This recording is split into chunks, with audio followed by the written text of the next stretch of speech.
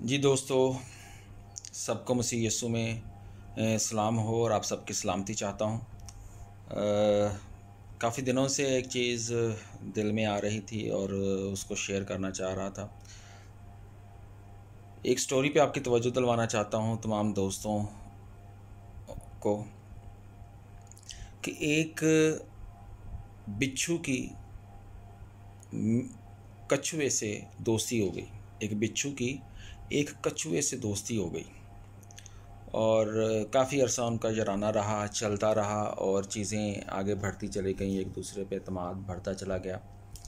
एक दिन बिच्छू ने कहा कछुए से कि तू पानी का एक तरह का बादशाह ही है, पानी में तैरता है, पानी में नीचे चला जाता है, पानी तुझे कुछ ज़रा नहीं पहुंचाता।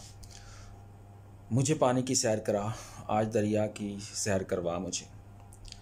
तो बिच्छू ने जब ये ऑफ़र करी उसको कि मैं इसको एंजॉय करना चाहता हूँ पानी को, तो कछुए ने कहा कि ठीक है, तू मेरा दोस्त है, बैठ ऊपर और चलते हैं पानी में, गहरे पानी में।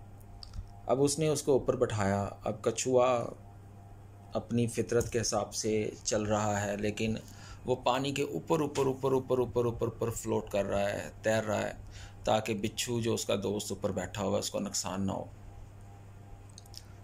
काफ़ी घूमने के बाद बिच्छू जो है वो काफ़ी बेचैन हो जाता है और कछुआ जो है ना वो टक टक टक टक की आवाज़ें सुनता है। काफ़ी इग्नोर करने के बाद वो आखिरकार बिच्छू से पूछ लेता है कि ये टक टक टक की आवाज़ें कहाँ से आ रही हैं। तो बिच्छू कहता है कि यार ये तो मैं डंग मार रहा हूँ।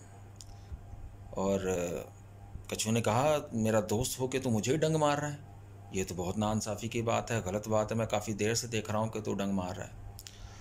तो बिच्छू कहता है कि यार तेरा खौल तो सख्त है, तुझे तो कुछ नहीं होना, लेकिन मेरी डंग मारने की आदत है। चल मेरी आदत पूरी हो लेने दे, तेरे खौल को तो कुछ नहीं होना, तू तो सख्त है। उसने बोला अच्छा चलें ठीक है, तो अपना शौक़ पूरा कर ले। काफ़ी इग्नोर करने के बाद जब ये हटा ही नहीं, टक टक टक टक टक टक टक टक की आवाज़ें बंद ही नहीं हुई, तो फिर कछुए ने गहरे पानी में एक डुबकी लगाई उसमें और अच्छा खासा उसने नीचे एक की तरफ जाके एक थोड़ा सा जायज़ा लिया। और बिच्छू तो ऊपर गोते खा रहा है, मरने को है, आवाज़ें दे रहा है अपने दोस्त को। तो फिर वो थोड़ी देर के बाद कछुआ निकलता है, अपनी मुंडी निकालता है और अपने दोस्त की हालत देखता है और अपने दोस्त को अपने ऊपर बैठाता है।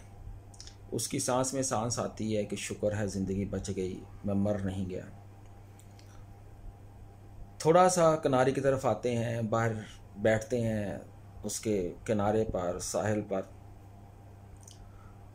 तो बिच्छू कहता है कि तुझे पता है कि मुझे तैरना नहीं आता और तूने डुबकी लगा दी, तो कैसा ख़तरनाक दोस्त है, तुझे दोस्त का कुछ ख्याल ही नहीं है। तो कछुए ने जवाब दिया कि देख, तेरी डंग मारने की आदत है और मेरी गोता लगाने की। तू डंग ना मारता मेरे पे, तो अपनी आदत मुझ पे ना आजमाता, तो मैं अपनी आदत तुझ पे ना आजमाता। इसमें कहानी में जो एक ट्विस्ट है या इसमें जो रिज़ल्ट हमें मिलता है, जो हमें जो नतीजा हम अख़ज़ करते हैं जो इससे, वो ये है कि आप अपनी आदत से बाज रहें, उसको अपने दोस्तों पर, अपने रिश्तेदारों पर या किसी भी ह्यूमन बीइंग पर अप्लाई ना करें। बाज़ का हम अपनी सरशिस्त से बहुत ज़्यादा क्या कहना चाहिए कि मजबूर हो जाते हैं डंग मारने से के लिए, लेकिन बराए करम इसको स्टॉप करें, अपने दोस्तों पे ये चीज़ें अप्लाई ना करें। और कौन कब किस हाल में होता है कोई पता नहीं है, और खुदा कब आपका इस बात से मुखालिफ हो जाएगा आपको कुछ आइडिया नहीं है। कोई कितना खुदा के दिल के करीब है आपको कोई पता नहीं है। जो दोस्त आपको छोड़ रहे हैं इस वजह से कि मेरे दोस्त को कोई नुकसान ना हो जाए, जबकि वो गोता लगाना जानते हैं, तो बात को समझें। ये आपकी दिलेरी नहीं, ये उसका हिल्म है, उसका सब्र है, उसकी बर्दाश्त है जो वो कर रहा है, और उसकी इंतहा तक उसको ना लेके जाए। प्यार करें, मोहब्बत को बांटें, खुदा मोहब्बत है, जितनी मोहब्बत बांटें कम है। बहुत शुक्रिया।